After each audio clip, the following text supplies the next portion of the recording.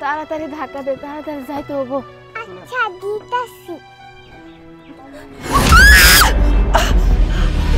এই কামলার বাচ্চা, কি করলে এটা? গায়ের মধ্যে গাড়ি উঠিয়ে দিয়েছিস। উফ, কি পরিমাণ ব্যথা পেয়েছি। কি করলি কি এটা? চোখ নেই তোদের, দেখতে পারিস না? বাবা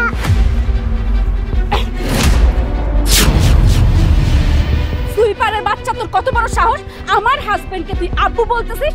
এই সাহেব দেখলেই আব্বু ডাকতে ইচ্ছে করে, তাই না? হ্যাঁ, ধান্দামি, টাকা ইনকাম করার ধান্দামি। এই এইটা কি হয়? এই আপনার কি হয়? মেয়ে হয় তাই না? মেয়ে দিয়ে ব্যবসা করেন, ব্যবসা একবারে ছুটিয়ে দেব। আমাকে চিনেন? একবারে চুলের মুঠি ধরে টানা হেঁচড়া করতে করতে এই এলাকা থেকে বিদায় করব। ম্যাডাম, আমার মেয়ে যারে বাপ কইছে সে আসলেই আমার মেয়ের বাপ, আমার স্বামী। সুইপারের বাচ্চা, তোর মেয়ে না হয় ভুল করে বলেছে, আমি এটা মেনে নিয়েছি, কিন্তু তুই বড় মানুষ হয়ে তুই এত বড় একটা কথা কি করে বলতে পারলি? এই ও তোর স্বামী হয় কি করে?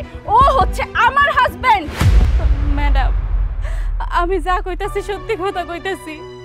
এই যে এই মানুষটা আমারে ভালোবাসা বিয়ে করছিল, আমারে অনেক স্বপ্ন দেখাইছিল, আমারে কইছে আমারে নিয়ে নাকি সারা জীবন থাকবো। তারপরে আমি তার কথা বিশ্বাস কইরা তারে বিয়ে করছি। আমার এই মাইয়াটা হইছে, মাইয়াটা হওয়ার পরে আমি অনেক অসুস্থ হয়ে যাই, আর সে আমারে ফালায় রেখে চলে গেছে। সে চলে যাওয়ার পরে তারে খোঁজাখুঁজির জন্য আমি পাগলের মতন হয়ে গেছিলাম। একদিন খুঁজতে খুঁজতে আমার ঘরের ভিতরে আমি তার একটা ভোটার আইডি কার্ড পাই। আমি সেই আইডি কার্ড অনুযায়ী তার গ্রামে গেছি। আমি তার গ্রামে যাই খোঁজ নিয়ে দেখি এই নামে এই ঠিকানা কেউ থাকেই না, এই নামে কোনো মানুষই নেই ওইখানে। ওই আইডি কার্ডটাই নকল, ও নিজেও তো নকল, ও একটা প্রতারক। আমারে আর আমার ছোট্ট মাইয়াটারে বানে ভাষায় রেখা সে ঠিকই নতুন করে সংসার করতেছে। এই যে আপনি তার পাশে, আপনাকে দুইজনের কত সুন্দর লাগতেছে। আর এই মানুষটা যদি সঠিক হইতো, আমার যদি সত্যিই ভালোবাসতো, তাইলে তো আজকে আমি তার পাশে থাকতাম, আমিও সুখী হইতাম, আমারও সুখের কোনো কমতি থাকতো না। সূর্য, এসব কি? তুমি দাঁড়িয়ে দাঁড়িয়ে শুনতেছো ও কি বলতেছে? হ্যাঁ, কিছু বলতেছো না কেন? আরে না, ওদেরকে আমি চিনি না, ওকে চিনবো কি করে? ও তো সামান্য সুইপার, আর ওর মতো সুইপার আমার ওয়াইফ হবে? কখনো না। এই দেখ, এই মিথ্যা কথা বলবি না, একদম মিথ্যা কথা বলবি না। জামাই বাবাজি, ও যে এরকম কেন করতেছে এটা তোমরা বুঝো না, আমি বুঝছি। ও তো করে সুইপারগিরি, এই কাম ওর ভালো লাগতেছে না। ওর স্বপ্ন রাজরানী হইব, তাই মেয়েটারে সাথে নিয়ে এই সমস্ত ধান্দা করে বেড়াইতেছে, যাতে সুইপারের কাম কোনদিন না করতে হয়, রাজরানীগিরি করে থাকতে পারে। না না স্যার, আমার টাকার কোনো লোভ নাই। আমার যদি টাকার লোভ থাকতো তাহলে কি আমি সুইপারের কাজ করি? আরও তো কত কাজ আছে, আমি তো চাইলে অন্য কাজও করতে পারতাম। আমি অন্য কাজ করি না, শুধুমাত্র মানুষের কথা শোনার ডরে। আমি এখন এই প্রতারকটারে ভালোবাসি, এই প্রতারকটারে ভালোবাসা আমি আমার জীবনটারে ধ্বংস করে দিছি। আপনি একবার আমার দিকে তাকায় দেখেন, আমার কিন্তু খুব একটা বয়স হয় নাই। আমি চাইলে আরেকটা বিয়ে বসতে পারতাম, নিজের জীবনটারে সাজা নিতে পারতাম। আমার কি দরকার আছিল এই বাচ্চাটারে নিয়ে পথে পথে ঘোরার? কিন্তু আমি তো তার মতো প্রতারক না, আমি তো বেঈমান না। আমি অনেক কষ্ট করে এই মাইয়াটারে জন্ম দিছি। আমি সব সময় চাইছি আমি যদি খায়া থাকি তাইলে আমার এই মাইয়াও খায়া থাকবো। এই মাইয়ারে নিয়েই আমি আমার জীবন পার করবো। চুপ, একদম চুপ, আর একটা মিথ্যা কথা বলবি না। হ্যাঁ, কোত্থেকে এসে উল্টাপাল্টা কথা বলতেছে? কি বলতেছে? এটা কি আমার বউ, এটা আমার বাচ্চা? চুপ। বুঝতে পারছি বাবা, উর্মি আসলে গরিব মানুষ তো, লোভী, টাকা আছে, টাকা। এই তোর টাকা লাগবে তো? হ্যাঁ, 10,000, 20,000, 50,000? আচ্ছা ঠিক আছে, আমি তোকে 50,000 টাকাই দিব। তুই আর সুইপারগিরি করবি না, ওই টাকা দিয়ে ব্যবসা বাণিজ্য করে খাবি, কিন্তু আমার নামে এসব মিথ্যা অপবাদ আর দিবি না। না না, আমার কোনো টাকা পয়সা লাগবো না। আপনি কি মনে করছেন আপনার আমার স্বামী কইতাছি জন্য আপনি মানে টাকা দিবেন আর আমি মুখ বন্ধ করে রাখবো? আমার কোনো টাকা পয়সার দরকার নাই।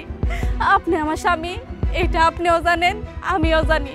আমি আপনারে ভালোবাসি, আপনি আপনার নতুন বউলে ভালো আছেন, সুখে আছেন, এটা দেখেও আমার ভালো লাগতেছে।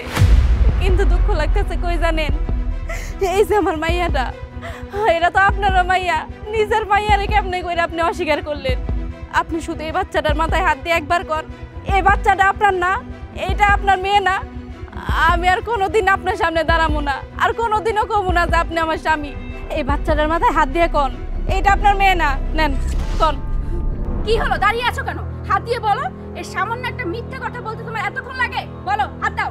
হ্যাঁ অবশ্যই বলবো, কেন বলতে পারবো না? আমি আমি বলবো তো। এই তো এই মেয়ে, এ বাচ্চা আমার।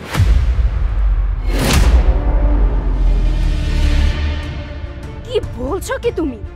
এই সুইপারের বাচ্চা তোমার মেয়ে, আর সেই কথা তুমি আমাদের কাছে লুকিয়েছো? হ্যাঁ, তোমার কাছে আমি এত বড় সত্যটা গোপন করেছি কারণ আমার কিছু করার ছিল না। আমি পরিস্থিতির শিকার ছিলাম। একদিকে আমার ফ্যামিলির অবস্থা খুব খারাপ ছিল, এদিকে আমার বাচ্চা, আমার বউ, দুই দিকে টানা হেঁচড়া। আমি কোনো কুল কিনারা খুঁজে পাচ্ছিলাম না। অবশেষে তোমাকে পাওয়ার পর, তোমার বাবার প্রতিপত্তি দেখে, সব কিছু দেখে আমি লোভে পড়ে যাই। তারপর ওদের কাছ থেকে আমি নিজেকে আত্মগোপন করে ফেলি। আমি ওদেরকে ছেড়ে চলে আসছি। তুমি যে কাজটা করেছো মোটেও ঠিক করোনি। তুমি আমাকে ঠকিয়েছো, তার সঙ্গে সঙ্গে এই মেয়েটাকে ঠকিয়েছো এবং তার বাচ্চাকে ঠকিয়েছো। এত বড় সত্যি লুকিয়ে তুমি আমাকে বিয়ে করেছো। তুমি একটা ঠক জোচ্চোর, আর একটা জোচ্চোরের সঙ্গে অন্তত আমি সারাটা জীবন কাটাতে পারবো না। কারণ তোমার যেহেতু এই বাচ্চাটার জন্য মায়া হয়নি, আমার জন্য তো কখনো তোমার মায়া হবেও না। তুমি আমাকেও ঠকাতে পারো, আর এই জন্য আমি তোমার সঙ্গে আর থাকবো না। বাবা, এখনো কি দাঁড়িয়ে থাকবে? চলো এখান থেকে। এর সঙ্গে আমি আর সংসার করবো না। তোমাকে ডিভোর্স লেটার পাঠিয়ে দেব। বাবা, চলে আসো। Bithi, I am sorry Bithi, আমাকে তুমি ক্ষমা করে দাও। আমি তোমার সাথে অনেক বড় অন্যায় করে ফেলেছি। অন্তত একটাবার আমার মেয়েটাকে আমার কোলে নিতে দাও। লজ্জা লাগে না? প্রতারক একটা। যখন আমি অসুস্থ হয়ে পড়ে আছিলাম তখন কেমন করে আমারে ফালাই গেছিলেন? এতদিনে একবারও কি নিজের বাচ্চার কথা মনে পড়ে নাই? আমার কথা মনে পড়ে নাই? তুই তো একটা বেঈমান, তুই একটা প্রতারক। আমি কি তোরে মাফ করবো? আমি তোরে কোনোদিনও মাফ করবো না। যে একবার বেঈমানি করতে পারে সে বারবার বেঈমানি করতে পারে। তোর কোনো মাপ নাই। মা, যা গাড়ি ধাক্কা দে। সাইড দেন, সাইড দেন কইতাছি।